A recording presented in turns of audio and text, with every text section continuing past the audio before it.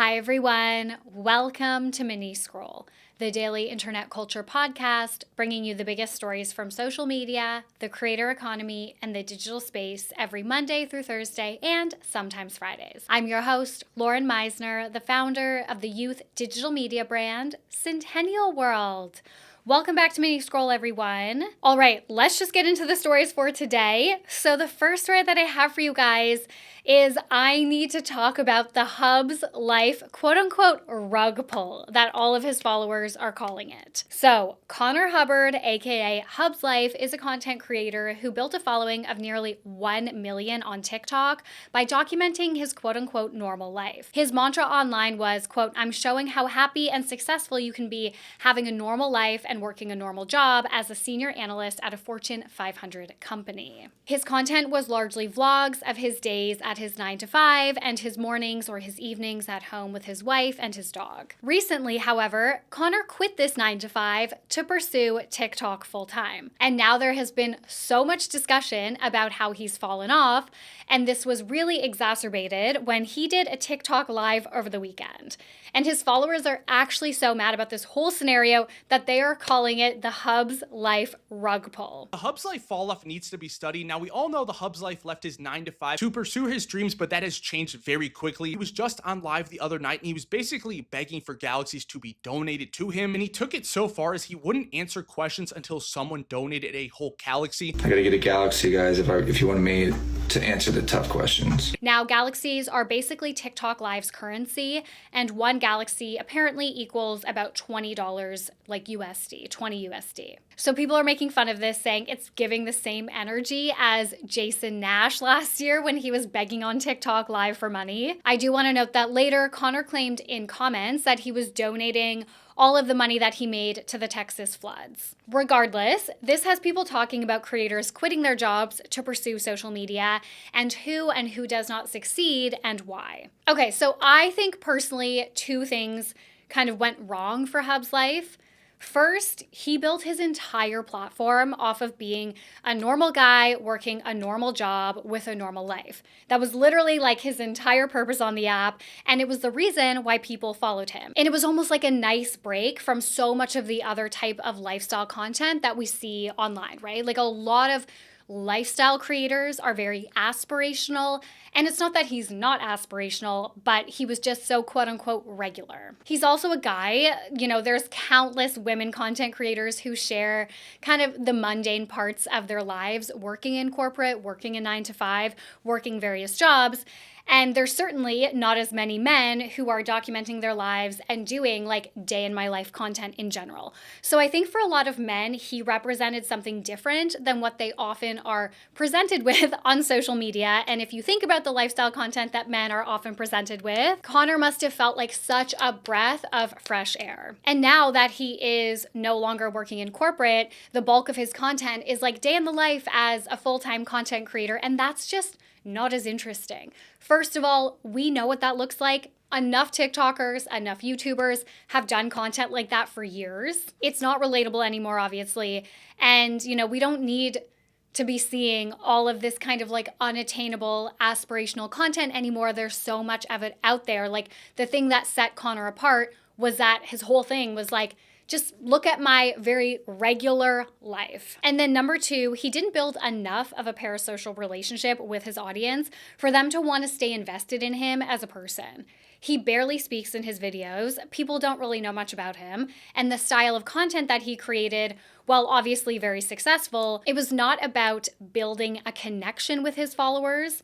So those people aren't gonna, go along for the ride and be excited for him with this new direction because they followed him for a very specific type of content, not because they were invested in him as a person. And if he's no longer making that content, then they're no longer invested. All of this has come to such a head that Connor has actually had to turn his TikTok comments off, which is unfortunate. Like, it is unfortunate that he quit his job to pursue something that, like, who wouldn't take this opportunity? Of course, like so many people would take this opportunity to be a full-time TikToker, a full-time content creator if they were making enough money to do so. You can control your own schedule, your own work, like all of that, of course. But he's received so much backlash for this, and it's gone so poorly that he's had to turn off his comments. That being said, I've seen so many people say like, why did he not just continue to fake that he has a 9-to-5?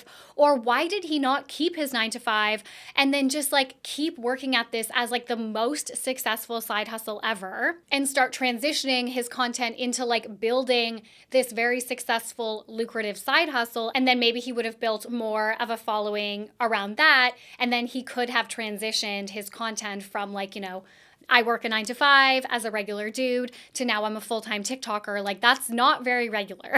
It's definitely a bit of a cautionary tale on how you build your personal brand and what you're putting out into the world. And, just realizing that what you're putting out there is and like you building a following off of that, that's what people want to see. If you change that, it might not go over well. All right, the next story that I have for you guys, I can't. Zach Bryan and Brianna Chickenfry are posting their text messages on Instagram stories as like receipts around their breakup. I thought we were done speaking about these two feuding, but Zach Bryan pulled a fast one on us yesterday. He posted and quickly deleted 2 screenshots of text messages from their breakup.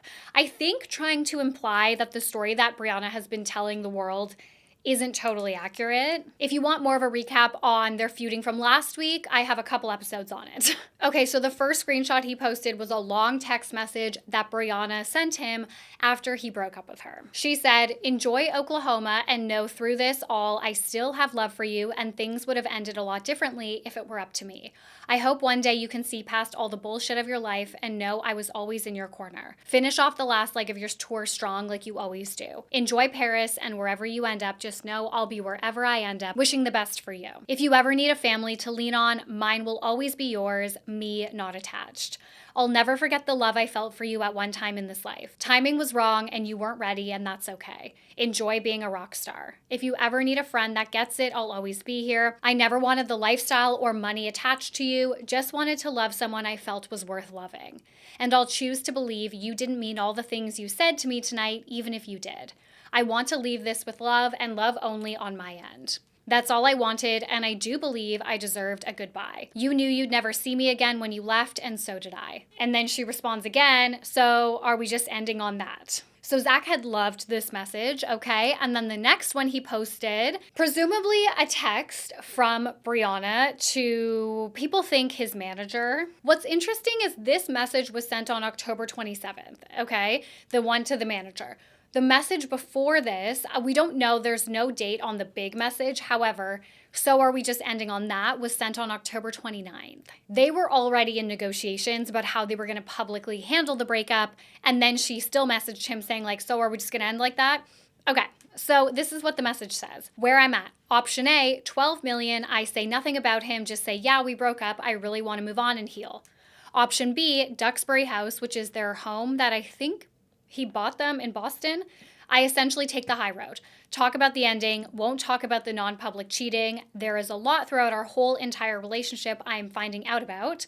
Won't talk about him being a narcissist. Just say he did me a favor. I'm happy I got out and I wish him the best.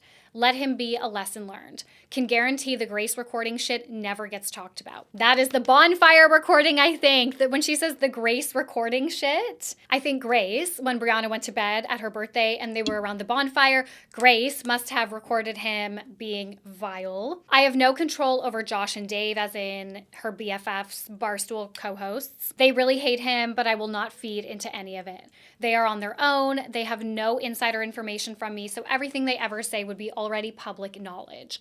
Option C, essentially a messy war. I air out everything I experienced and don't hold back." So he posted these and quickly deleted. And then Brianna responded on her Instagram stories and said, "Boy is blackout at 7 a.m. again. Shocker." And then she posted screenshots of his manager sending her the NDA options. She said, I rest my case, his manager texting me their options for NDA. And it says A, Duxbury House plus $3 million or $10 million payment. Terms would be say nothing about Zach, XYZ, all the things that she's already said. She says, I have not told one lie ever, and it's baffling to me, the brain-dead little army of men that so clearly abuse women too, that blindly follow their little leader because he makes songs for them about being bad boys, lol.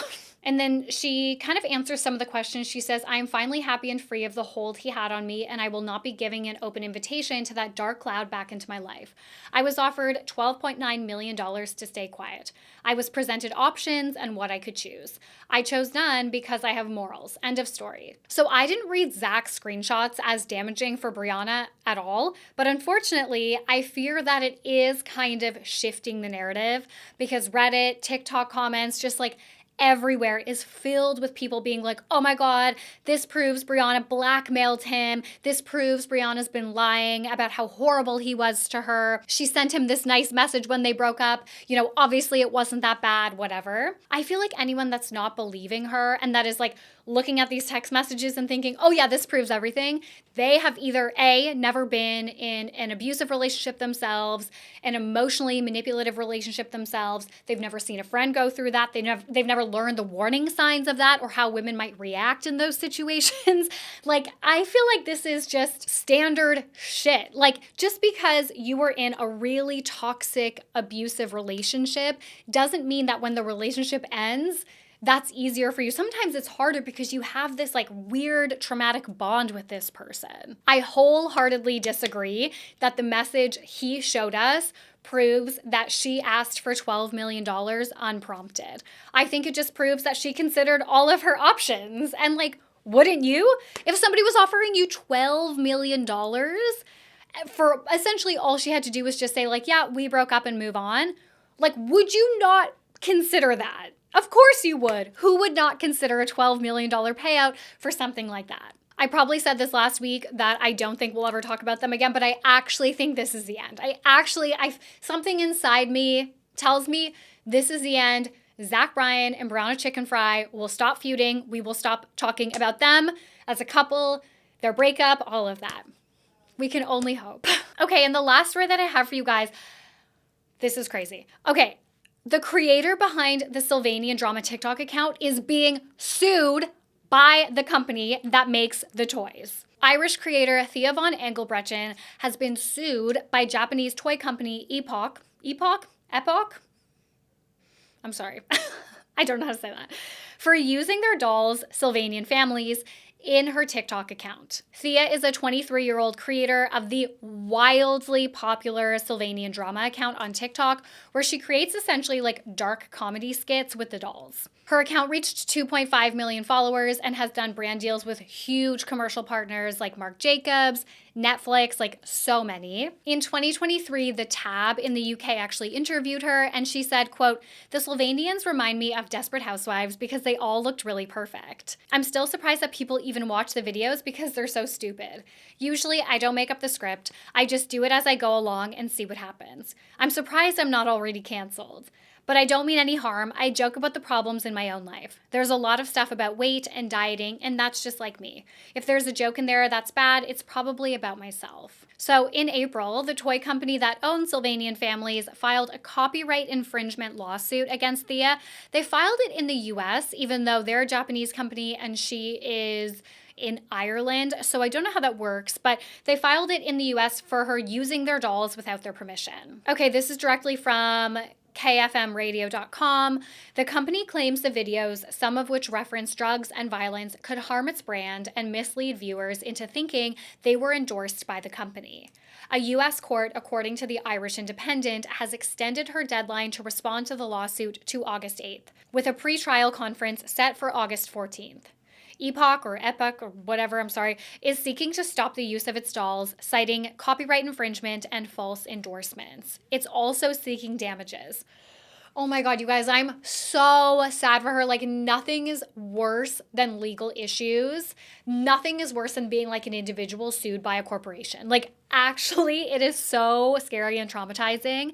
And I understand from the corporate perspective, they don't want their dolls associated with that content. Like I said, it is dark comedy, and there is no disclaimer on her TikTok account, or as far as I know, the Instagram account either, that says like, we are not associated with Sylvanian families. So maybe if she had that disclaimer somewhere, if it was made clear in every single video or something, maybe it would be a bit different. Like, I understand.